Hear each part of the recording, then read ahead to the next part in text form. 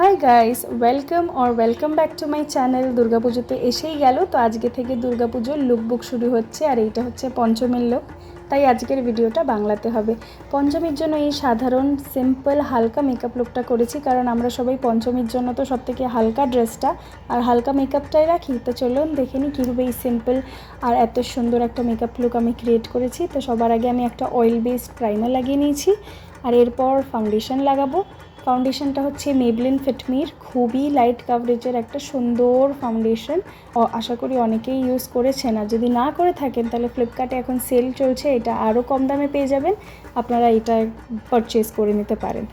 আর এইখানে আমি দুখানা কনসিলার নিয়েছি, একটা একটু ডার্ক কনসিলার আর একটা একটু লাইট কনসিলার।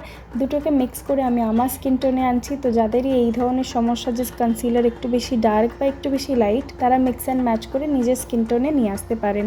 এইভাবে নিজের আন্ডার আইজে আর নিজের চোখের উপরটাকে ভালো করে কনসিলার দিয়ে কোট করে একটা সুন্দর বেস ক্রিয়েট করছি, যাতে একটু ব্রাইটেন আপ লাগে। আর নিজের যত হাইয়েস্ট পয়েন্টগুলো একটু নাকে, একটু কপালে আর একটু চিনে কনসিলারটাকে ব্লেন্ড করে নেবো সুন্দর করে। তাতে মুখে খুব সুন্দর একটা আলো আসবে আর একটু মুখটাকে ব্রাইট দেখাবে। আর তারপর স্পঞ্জটাকে নিয়ে ভালো করে সবকটাকে ব্লেন্ড করে নেবো, যাতে ফাউন্ডেশন আর কনসিলার একসাথে ব্লেন্ড হয়ে যায়।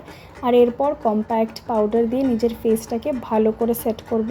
দুর্গাপুজোয় মেকআপটা তো একটু বেশিক্ষণ থাকতে হয়, তাই জন্য আমি খুব ভালো করে সেট করতে পছন্দ করি।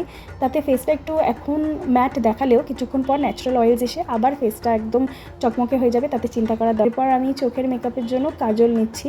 কাজল আমার খুবই প্রিয় একটা মেকআপের স্টেপ, আমি আর কিছু করি না করি কাজল তো অ্যাপ্লাই করি চোখে। এর উপরে একখানা আইলাইনার বানাবো, এই কাজলটা দিয়ে একটা ছোট্ট উইং লাগাবো। আর তারপর একটা ডার্ক ব্রাউন শেড নেব, নিয়ে এটাকে ভালো করে স্মোক আউট করব।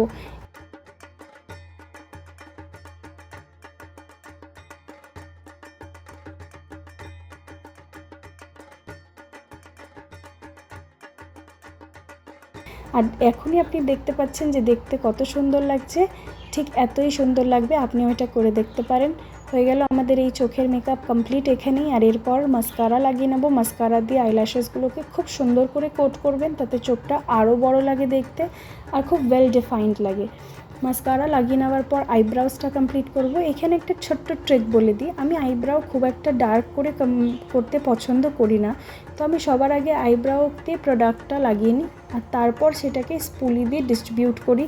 তো আমি দুদিকেই কোনো অতটা নিয়ম না মেনে বা কোনো গাইডলাইন ছাড়াই একদমই লাগাতে রয়েছি যেখানটা আমার ফাঁকা জায়গা মনে হচ্ছে। আর তারপর আমি একটা স্পুলি নিয়ে সেটাকে ব্লেন্ড করে দেবো।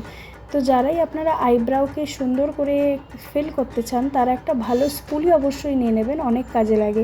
এইভাবে যে প্রোডাক্টটা আপনার এক্সেস মনে হচ্ছিলো, ওটাকে আমি ব্রাশ করে নিজের পুরো আইব্রাউতে ব্লেন্ড করে ছড়িয়ে দেবো, তাতে আইব্রাউটা দেখতে খুব সুন্দর লাগে। এইভাবেই আইব্রাউটা করতে 5 মিনিটও সময় লাগবে না আপনাদের। তো এরপর ব্লাশ লাগাবো। দুখানা কালার আমি মিক্স করে নিলাম আর ব্লাশ ভালো করে প্লেস করছি। ব্লাশটা একটু উপরের দিকে চিকবোনে আমি প্লেস করি, ব্লেন্ড করে দিই, তাতে দেখতে খুব ন্যাচারাল সিমলেস লাগে। আর একটুখানি নাকে তো আমি অবশ্যই লাগাই, কারণ আমার খুবই ভালো লাগে নাকে একটু ফাউন্ডেশন ব্লাশ লাগাতে।